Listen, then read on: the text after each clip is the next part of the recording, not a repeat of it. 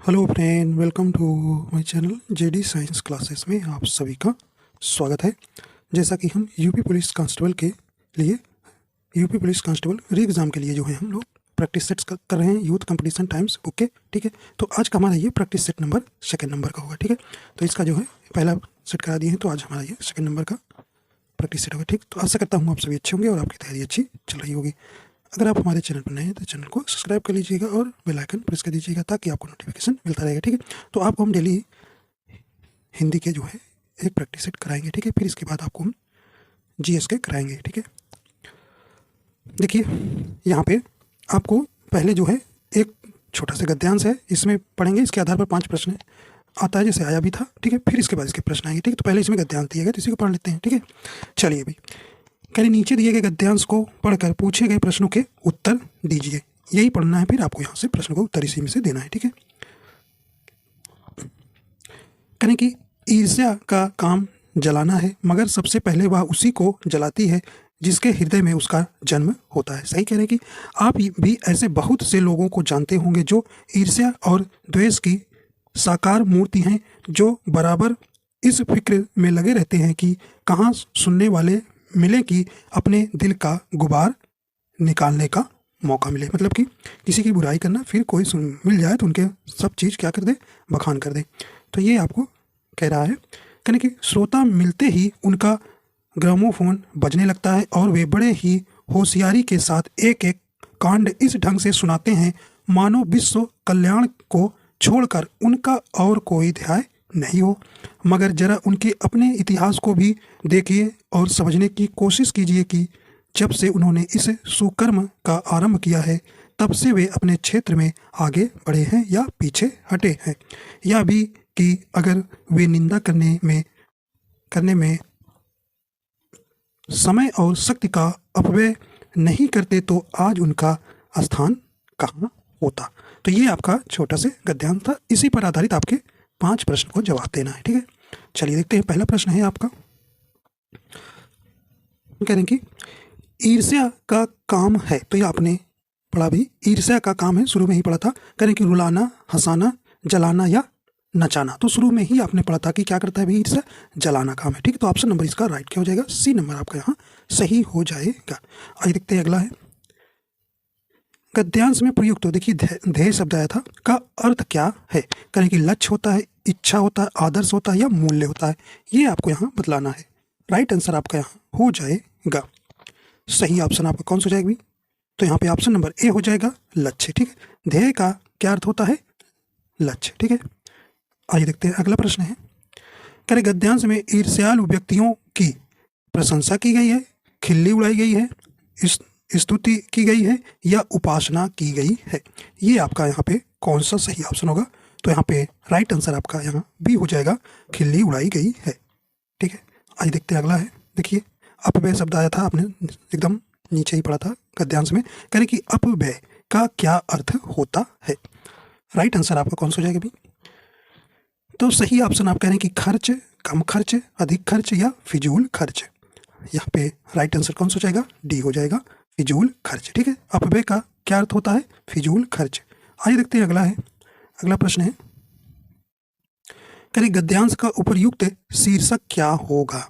तो देखिए जो गद्यांश होता है उसमें मुख्य बातें क्या बताई गई हैं वही उसका शीर्षक होता है। ठीक है, तो या उसमें किसकी बात की गई है, क्या उसमें बताया गया है, तो ये आपसे जरूर इसके एक प्रश्न उसके गद्यांश से शीर्षक से जरूर बनता है। ठीक है, तो आपने देखा भी है, पेपर भी दे चुके हैं। ठीक है, चलिए भाई, तो इसमें आपने देखा कि इसमें ईर्ष्या के बारे में बात की गई है, तो आपका यहाँ ऑप्शन ए हो जाएगा, ईर्ष्या जो है गद्यांश का उपयुक्त शीर्षक होगा। ठीक है, चलिए अब ये थे आपके गद्यांश से प्रश्न। ठीक है, अब देखिए आपके प्रश्न जो है उपसर्ग और प्रत्यय से भी पूछे गए थे, तो यहाँ पे आपको बताना है, करें कि अधिकार में उपसर्ग है, अधिकार में आपको उपसर्ग बताना है।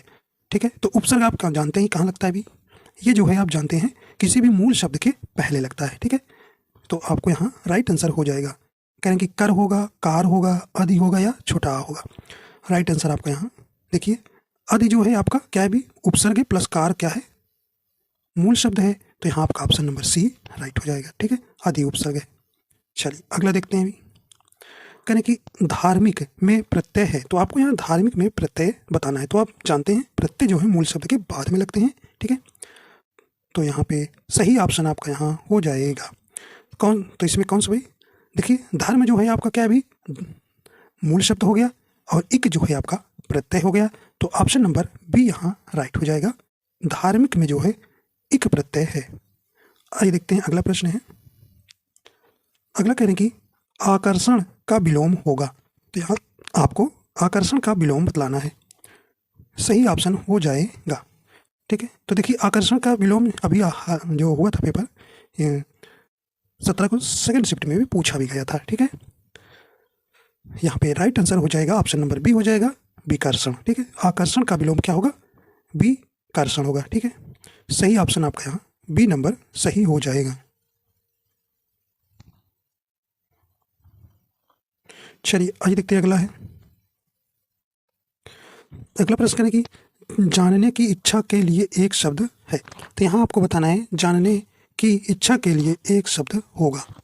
सही ऑप्शन हो जाएगा यहाँ पे आपका right answer option number C हो जाएगा, जिज्ञासा कहते हैं, ठीक है। तो जानने की इच्छा के लिए एक शब्द क्या होगा भी, जिज्ञासा होगा, ठीक है।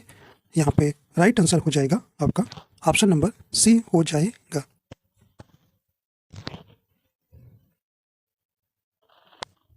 ठीक है, तो ये अभिलाषा जो है क्या है, ये जो है इच्छा का समानार्थी शब्द है, ठीक है। और इच्छा का अर्थ आप जानते हैं क्या होता है भी, इसका शाब्दिक अर्थ है रुचि या कामना या चाह, ठीक है। ये देखते हैं अगला है। कहने की कथा का बहुवचन होगा, तो कथा का आपको बताना है इसमें कौन सा बहुवचन हो जाएगा। चलिए राइट आंसर हो जाएगा ऑप्शन नंबर आपका डी नंबर सही हो जाएगा, कथाएं, ठीक है। तो ऑप्शन नंबर यहाँ पे डी हो जाएगा।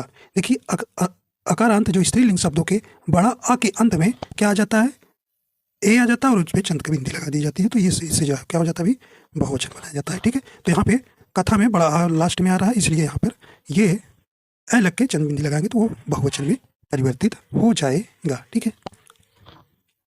चलिए आइए अगला देखते हैं। करें कि निम्न में से कौन सा वाक्य वर्तमान काल का है, तो यहाँ पे आपको बताना है इसमें वर्तमान काल का वाक्य कौन सा हो जाएगा। करें कि मानव पढ़ता है, मोहन गया, सीता सो रही थी, वह जाएगा। सही आप देखिए वर्तमान काल है आपको बताना है, तो ये आपका ऑप्शन नंबर ए हो जाएगा, मानव पढ़ता है, ठीक है। तो ये ऑप्शन नंबर ए आपका यहाँ सही हो जाएगा। और देखिए मोहन गया, तो ये आपका कैसा है, भूत सामान्य भूतकाल है। सीता सो रही थी, ये अपूर्ण भूतकाल है। और वह जाएगा सामान्य भविष्यकाल है, ठीक है। चल आइए देखते हैं अगला है। अगला है निम्न में प्रश्नवाचक चिन्ह कौन सा है, यहाँ पे आपको बताना है इसमें से प्रश्नवाचक चिन्ह कौन सा है। चलिए भी यहाँ पे राइट आंसर आपका यहाँ हो जाएगा, तो आप जानते हैं ऑप्शन नंबर ए हो जाएगा। ये जो है आपका ऑप्शन नंबर ए यहाँ पे सही हो जाएगा, ठीक है। ऑप्शन बी में जो है ये क्या है, ये विस्मयादि बोधक चिन्ह है, ठीक है। और ऑप्शन सी जो है अल्प विराम चिन्ह है, और ये जो है आपका डी जो है ये अर्ध विराम चिन्ह हो जाएगा, ठीक है। तो इस प्रकार आपका ए नंबर यहाँ पे सही हो जाएगा।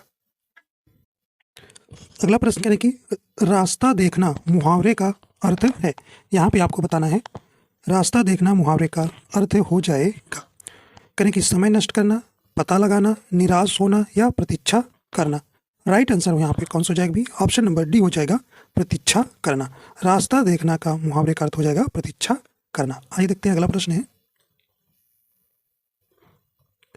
करें एक हाथ से ताली नहीं बजती, लोकोक्ति का सही अर्थ क्या है, तो यहाँ आपको बताना है एक हाथ से ताली नहीं बजती। यहाँ पे आपका राइट आंसर हो जाएगा, सही ऑप्शन हो जाएगा ऑप्शन नंबर सी हो जाएगा, झगड़े के लिए दोनों पक्ष जिम्मेदार होते हैं, ठीक है। आइए देखते हैं अगला प्रश्न है।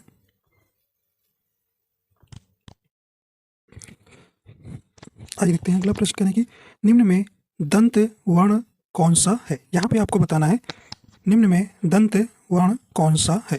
कहने की स, प, ट या हा। यहाँ पे आपका राइट आंसर हो जाएगा ऑप्शन नंबर ए हो जाएगा, स जो है आपका दंत वर्ण होगा, ठीक। तो ऑप्शन नंबर ए यहाँ सही हो जाएगा, ठीक है। दंत के अंतर्गत ता वर्ग भी आता है, ठीक है। तो यहाँ पे आपका ए नंबर सही हो जाएगा, ठीक है। और पा जो है आपका क्या है भी, ये ओष्ठ के अंतर्गत आएगा, ठीक है। और ट जो है आपका मूर्धन्य के अंतर्गत आएगा, ठीक है। ठीक, तो इस प्रकार आपको यहाँ पे ध्यान देना है, ठीक। और हा जो है क्या भी है, यह जो है काकल्य या कंठ द्वारा उच्चारित किए जाते हैं, ठीक है। तो इस प्रकार आपका ऑप्शन नंबर यहाँ ए नंबर सही हो जाएगा, ठीक है। का जो है आपका कंठ वर्ग के अंतर्गत आता है।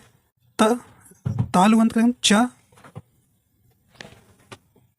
रखना के, टी, यम, डी और वी, ठीक है। के से आपका कंठ वर्ग आएगा, टी से जो है का वर्ग आएगा, ठीक है। और ता से क्या होता है अभी तालु आएगा जिसमें आपका च वर्ग आएगा, और मा से मूर्धन्य टा वर्ग आएगा, डी से दंत ता वर्ग आएगा, वा से जो है ओष्ठ मतलब पा वर्ग आएगा, ठीक। तो ये आपको ध्यान रखना है, यहाँ पे आपका ए नंबर ऑप्शन सही हो जाएगा। आइए देखते हैं अगला प्रश्न है, यानी कि निम्न में अनुनासिक वर्ण कौन सा है। यहाँ पे आपको बताना है इसमें से अनुनासिक वर्ण इसमें से कौन सा हो जाएगा। चलिए सही ऑप्शन आपका यहाँ हो जाएगा, तो यहाँ पे आपका ऑप्शन नंबर सी नंबर हो जाएगा। माँ जो है आपका कैसा है, अनुनासिक वर्ण होता है, ठीक है। देखिए जो है, जो आपके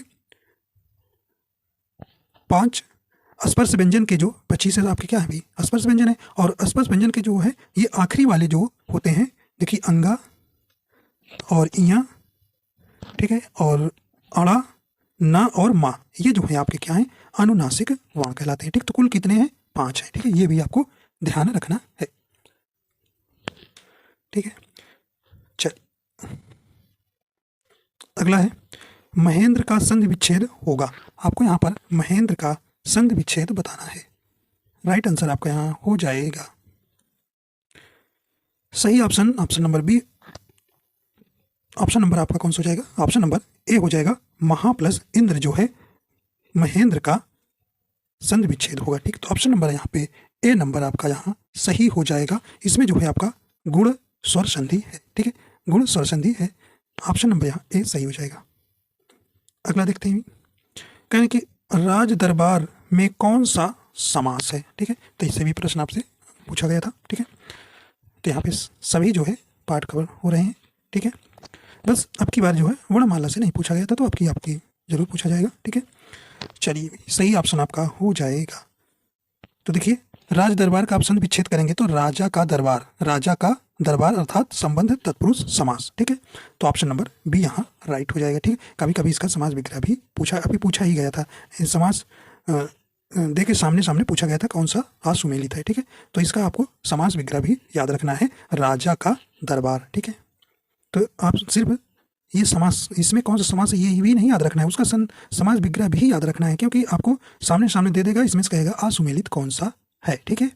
चलिए अगला बताइए, कहने कि यथासंभव में कौन सा समास है। यथासंभव में कौन सा समास है आपको यहाँ पर बताना है, ठीक है। सही ऑप्शन आपका यहाँ हो जाएगा। देखिए यथासंभव में राइट आंसर आपका हो जाएगा ऑप्शन नंबर यहाँ पे डी नंबर आपका सही हो जाएगा, अव्ययी भाव समास, ठीक है। अव्ययी भाव समास हो जाएगा। देखिए हमने आपको बता रखा है कि समास जो है कितने हैं, समास के कुल कितने भेद हैं, 6 भेद, ठीक है। तो अव्ययी भाव समास क्या होता है, जिस समास का प्रथम पद या पूर्व पद अव्यय हो अर्थात जिसमें प्रथम पद प्रधान हो उसे हम अव्ययी भाव समास कहते हैं, ठीक है।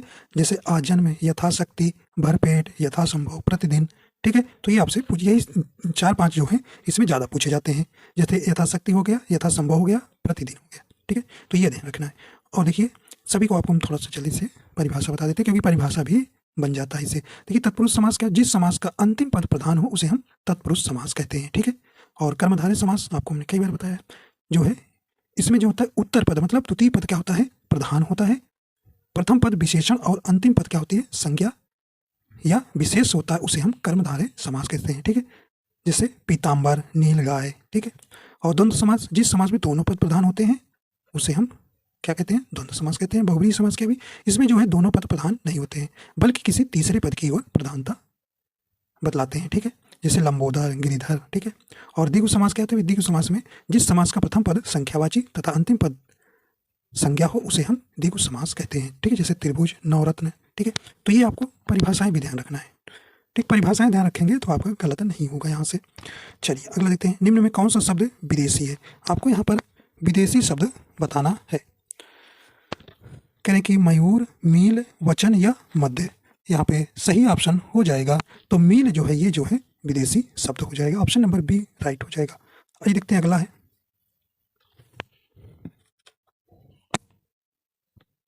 अगला करेंगे हिमालय किस प्रकार की संज्ञा है। आपको बताना है हिमालय में कौन सी संज्ञा है। करें कि व्यक्तिवाचक, जातिवाचक, भाववाचक, समूहवाचक। राइट आंसर आपका ऑप्शन नंबर ए हो जाएगा, व्यक्तिवाचक संज्ञा है। ठीक है, तो ऑप्शन नंबर यहाँ पे ए नंबर सही हो जाएगा। संज्ञा कितनी हुई, संज्ञा के कुल कितने भेद हैं, तो आप जानते हैं संज्ञा के 5 भेद हैं। ठीक है, कौन कौन सी, व्यक्तिवाचक, जातिवाचक, भाववाचक, समूहवाचक और द्रव्यवाचक संज्ञा। ठीक है, आइए देखते हैं अगला प्रश्न कह रहे हैं। कह रहे कि निम्न में प्रश्नवाचक सर्वनाम कौन सा है। यहाँ पे आपको बताना है प्रश्नवाचक सर्वनाम इसमें से कौन सा है। राइट आंसर हो जाएगा ऑप्शन नंबर डी हो जाएगा, कौन जो है आपका प्रश्नवाचक सर्वनाम हो जाएगा। ठीक है, तो ऑप्शन नंबर यहाँ पे डी नंबर आपका यहाँ राइट हो जाएगा। आप जानते हैं सर्वनाम कितने प्रकार के होते हैं, 5 प्रकार के होते हैं। ठीक है, आइए अगला देखते हैं। कहने कि निम्न में कौन सा संख्यावाचक विशेषण है। यहाँ पे सही ऑप्शन हो जाएगा। तो यहाँ पे करें कि कुछ, कैसा, गरीब, सफ़ेद। तो यहाँ पे सही ऑप्शन हो जाएगा ऑप्शन नंबर ए हो जाएगा। कुछ जो है आपका कैसा है संख्यावाचक विशेषण है, तो ऑप्शन नंबर ए यहाँ पे राइट हो जाएगा। ठीक है, तो विशेषण आप जानते हैं 4 प्रकार के होते हैं। ठीक है, क्रिया विशेषण, संबंध बोधक, समुच्चय बोधक और कौन, विस्मयादि बोधक। ठीक है, आइए देखते हैं अगला प्रश्न है आपका। कहने कि निम्न में कौन सा हवा का पर्यायवाची नहीं है। देखिए नहीं वाला ध्यान देना है, नहीं वाला आपसे यहाँ पूछा जा रहा है। ठीक है, यानी कि वायु, समीर, पवन या सलिल। तो ऑप्शन नंबर यहाँ पे कौन सा हो जाएगा। तो ऑप्शन नंबर यहाँ पे डी नंबर हो जाएगा। सलिल जो है हवा का पर्यायवाची नहीं है। ठीक है, या जो है फिर किसका है, सलिल ये जल का पर्यायवाची है। ठीक है, सलिल जो है ये जल का पर्यायवाची है, ना कि हवा का। ठीक, नहीं देखते हैं अगला है। और जो है आपका वायु, पवन, समीर ये जो है हवा का पर्यायवाची है। अगला देखते हैं, निम्न में कौन सा शब्द शुद्ध है। तो यहाँ पे आपको शुद्ध शब्द बताना है। यहाँ पे राइट आंसर हो जाएगा। देखिए ऑप्शन नंबर ए जो है, ज्योत्सना जो है आपका शुद्ध शब्द है, और जो है आपका अशुद्ध शब्द है। ठीक है, या और जो है आपका अशुद्ध शब्द है। देखिए पुण्य जो है ये अड़ा होता है, ना नहीं होता। ठीक है, तो ऐसे होता है। ठीक है, ये हो जाएगा। और यहाँ पे उन्नति में आपका छोटी की मात्रा होता है, उन्नति लिखा है तो ये आपका छोटी की मात्रा लगा देंगे। ठीक है, सही हो जाएगा। और देखिए क्षमा इस तरह नहीं होता है, ये क्षमा होता है। ठीक है, तो इस प्रकार आपका ए नंबर ही ऑप्शन शुद्ध था। ठीक है, निम्न में कौन सा शब्द अशुद्ध है। यहाँ पे आपको अशुद्ध शब्द को बताना है। चलिए भी सही ऑप्शन हो जाएगा।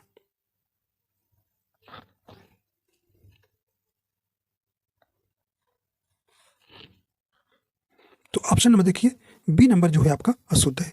ये बड़ा उपमांतर होता है, इन्होंने छोटा उपमांतर लगाया ना, पूज्य होता है, ये पूज्य लिखे हैं। तो ऑप्शन नंबर बी ही आपका गलत हो जाएगा। और सब आपका पुष्प, परिस्थिति और प्रशंसा जो है आपका शुद्ध शब्द है। ठीक है, चलिए अगला देखते हैं। कह रहे कि निम्न में कौन सा शब्द स्त्रीलिंग है। तो आपको बताना है स्त्रीलिंग वाला शब्द कौन सा है। तो आपको अच्छा लगा के पता करना है, इसमें विशेषण लगा के। ठीक है, देखिए ऑप्शन नंबर देखिए स्त्रीलिंग ऑप्शन नंबर बी हो जाएगा। भाषा, भाषा कैसी होती है, अच्छी होती है कि अच्छा होता है, अच्छी होती है ना। तो देखिए अच्छी जो है आपका किस में आएगा, स्त्रीलिंग में आएगा। तो भाषा जो है अच्छी होती है, तो भाषा जो है स्त्रीलिंग आपका शब्द हो जाएगा। ठीक है, आइए देखते हैं अगला है। अगला करें कि निम्न में कौन सा वाक्य शुद्ध है। आपको शुद्ध वाक्य यहाँ पे पहचानना है। यहाँ पे शुद्ध वाक्य पहचानना है, सही ऑप्शन हो जाएगा। तो ऑप्शन नंबर सी हो जाएगा, मुझे घर जाना है। ये आपका शुद्ध वाक्य हो जाएगा। आइए देखते हैं अगला प्रश्न है। आइए देखते हैं कुछ जो है आपका इंग्लिश वर्ड दिए गए हैं, इनको आपको बताना है। कहते हैं आदेश का अंग्रेजी अनुवाद क्या होगा। तो यहाँ पे आप ये आपको बताना है, आदेश का अंग्रेजी अनुवाद क्या होगा। सही ऑप्शन आपका यहाँ हो जाएगा। तो जानते हैं आप क्या होगा भाई, ऑर्डर होगा। ठीक, ऑप्शन नंबर ए नंबर आपका यहाँ बिल्कुल राइट हो जाएगा। ठीक है, तो ऑप्शन नंबर ए देखिए रिक्वेस्ट है।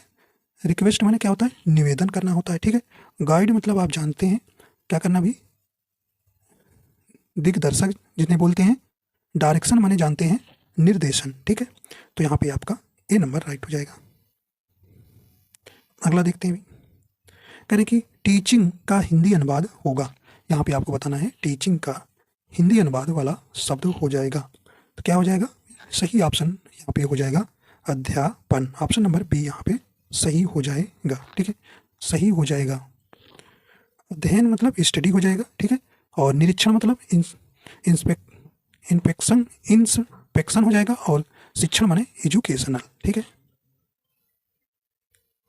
अगला देखते हैं, करें कि ब्रज भाषा का केंद्रीय क्षेत्र, आपको ब्रज भाषा का केंद्रीय क्षेत्र बताना है।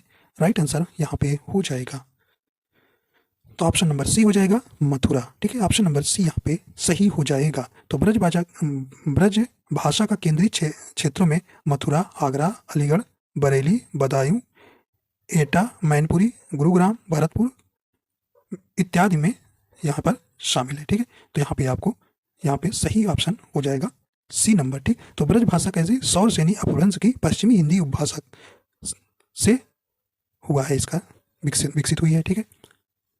देखिए इलाहाबाद और लखनऊ में आपसे पूछा जाता है कौन सी भाषा बोली जाती है, तो ये अवधी बोली जाती है, ठीक है, अवधी भाषा, ये भी आप ध्यान रखिएगा। और आप जानते हैं वाराणसी में भोजपुरी भाषा के क्षेत्र हैं, ठीक है।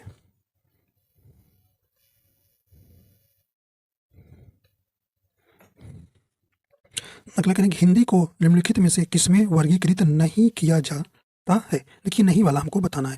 देखिए हिंदी की कुल कितनी उपभाषाएं हैं? 5 उपभाषाएं हमने आपको बता रखा है, 5 हिंदी की उपभाषाएं। तो इससे एक प्रश्न आपसे पूछा गया था, ठीक है, हर एक सेट में जो है यहाँ से प्रश्न पूछा गया था, ठीक है। और आप जानते हैं कौन कौन सी हैं? पूर्वी हिंदी है, पश्चिमी हिंदी है, बिहारी हिंदी, राजस्थानी हिंदी और पहाड़ी हिंदी है, ठीक है। तो इसमें आपसे पूछा गया है कि नहीं है, तो कौन सी इसमें नहीं वाला हो जाएगा? तो ये देखिए बी नंबर ही सही हो जाएगा। दक्षिणी हिंदी नहीं है, ठीक है, दक्षिणी हिंदी नहीं है, पहाड़ी हिंदी है, पश्चिमी हिंदी है, पूर्वी हिंदी है, ठीक, और आपको राजस्थानी हिंदी है, ठीक है, और बिहारी हिंदी। तो 5 जो है कुल कितनी है भाई? 5 हिंदी भाषा की उपभाषाएं हैं, ठीक है। तो ये आपसे इसमें पूछा जाता है ये किससे विकसित हुई है, तो पूर्वी हिंदी अर्ध मगधी अपभ्रंश से, पश्चिमी हिंदी सौर सेनी से, बिहारी हिंदी मागधी से, राजस्थानी हिंदी सौर सेनी से, और हिंदी पहाड़ी हिंदी जो है खास सौर सेनी अपभ्रंश से विकसित हुई है, ठीक है। तो ये आपको ध्यान रखना है। कह रहे कि अर्थशास्त्री पत्र के संदर्भ में कौन सा कथन गलत है, तो ये आपको गलत बताना है। राइट आंसर हो जाएगा, तो ऑप्शन नंबर बी हो जाएगा। यह पत्र जो है अन्य पुरुष में लिखा जाता है, तो ये आपका गलत ऑप्शन हो जाएगा, ठीक है। तो देखिए ये अन्य पुरुष में नहीं लिखा जाता, ये अर्ध सरकारी पत्र जो उत्तम पुरुष में मित्रता पूर्वक भाषा में लिखा जाता है, ठीक। और सब आपका सही है, ठीक। इसका स्वरूप व्यक्तिगत पत्र के समान होता है, बिल्कुल सही है। औपचारिक शब्दों से आरंभ करने की आवश्यकता नहीं होती है, ये भी सही है। प्रायः समान स्तर के अधिकारी के साथ ऐसा पत्र व्यवहार होता है, ठीक है। तो इसमें गलत वाला हमको बताना था, तो ये कहने की अन्य पुरुष में नहीं या उत्तम पुरुष में लिखा जाता है, ठीक है। चलिए आइए देखते हैं अगला है।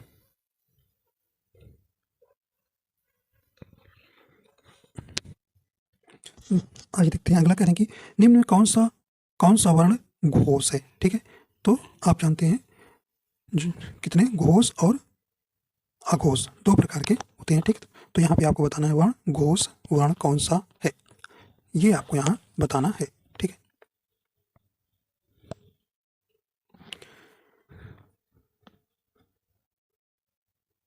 ठीक है, जिन्हें आप सघोष भी कहते हैं, ठीक है, घोष या सघोष।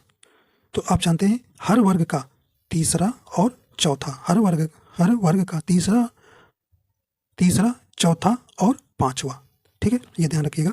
हर वर्ग का तीसरा चौथा और पांचवा व्यंजन जो है क्या कहलाता है? घोष या सघोष कहलाता है। इसमें आपको ये भी ध्यान रखना है, इसके साथ साथ या, रा, ला, वा और हा, ठीक है, अंतस्थ व्यंजन भी इसमें जो है वे घोष के अंतर्गत आते हैं, तो ये भी आपको जरूर ध्यान रखना है, ठीक। और तीसरा चौथा और पांचवा व्यंजन, ठीक है। तो आप जानते हैं ना स्पर्श व्यंजन के कुल 25 हैं, ठीक है, और उनके जो है तीसरे चौथे और पांचवे जो है वर्ण जो है घोष के अंतर्गत आते हैं, ठीक है। तो ये भी आपको यहाँ ध्यान रखना है। अघोष के अंतर्गत क्या आता है? भी अघोष भी आपसे पूछा जाता है। अघोष में हर वर्ग का पहला और दूसरा व्यंजन जो है आपका किसके अंतर्गत आता है? अघोष के, जैसे का, खा, ठीक है। और इसमें स, स्र, और साधारण सा, इसमें तीनों सा भी आते हैं, ये भी आपको ध्यान रखना है। ठीक है, ये जो है आपके अघोष के अंतर्गत आते हैं। ठीक है, तो ये आपको ध्यान रखना है। अगला चलते हैं, करें कि संहार का सही संधि विच्छेद क्या होता है, ये आपको यहाँ बताना है। राइट आंसर आपका यहाँ हो जाएगा ऑप्शन नंबर इसका डी राइट हो जाएगा। सम प्लस हार जो है संहार का सही संधि विच्छेद वाला शब्द हो जाएगा। ठीक है, और संहार का आप जानते हैं इसका अर्थ क्या होता है, संपूर्ण विनाश होता है। ठीक है, तो यहाँ पे आपका ऑप्शन नंबर यहाँ डी सही हो जाएगा। ठीक है, आइए देखते हैं अगला है, करें कि निम्न में कौन सा शब्द तत्सम है, तो यहाँ आपको तत्सम वाला शब्द बताना है। राइट आंसर हो जाए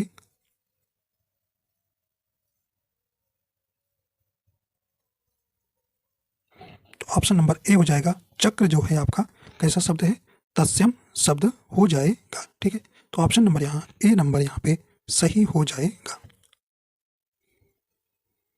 और सब जैसे चांद जो है क्या है आपका, क्या है भी, ये तद्भव है। ठीक है, चांद का चंद्रमा होता है तत्सम। ठीक है, चंद्रमा हो जाएगा।